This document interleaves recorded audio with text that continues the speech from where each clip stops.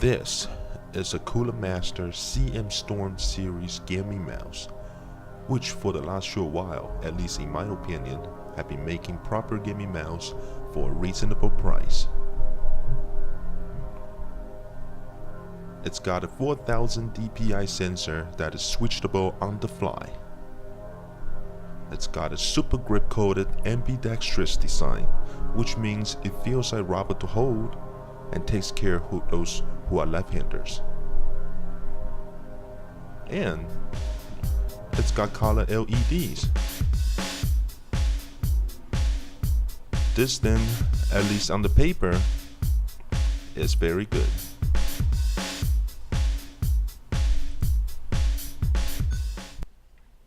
This has got a 9 programmable buttons. 1, 2, 3, 4, 5, 6, 7, 8, and 9. Which is pretty good for 9 buttons that you can program with the software that came with the CM Storm. However, there are some problems. This is an optical mouse. This is not a laser mouse.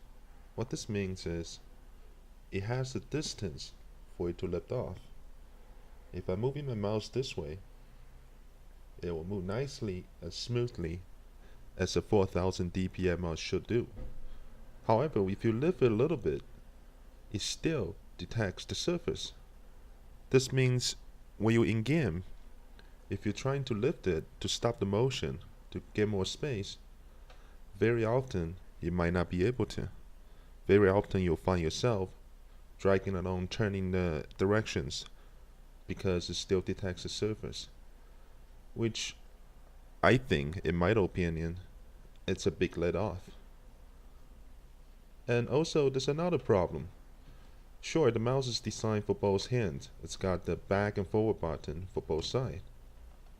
But very often when you try to lift it, the outer side of your hand touches it, one of the back button. So you bring your back from whatever it is that you're doing, which can be very frustrating at times. So sure, it's got some problems.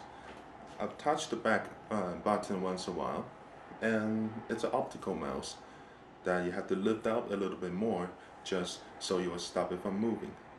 But owning a gaming mouse is really about how it feels, if it suits you. The rubber finish is just fantastic, and I really love the way it feels, and that is really good for me.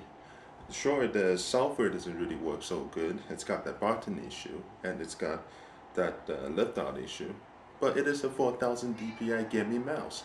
When it moves, it's extremely smooth, and it's a proper good gaming mouse. And it only costs $35, which not a lot of mouse is available for that kind of price that have this sort of performance. So, I love the way it looks. I love the way it feels. I love how it's got some weight, and I love how it's in the standard size. I even love how it's got imperfections that I have to overcome.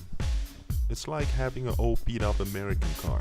Nothing quite works there, but you just know where to squeeze out that extra performance to get something work. It's like a sense of ownership. So the Recon gets a thumbs up.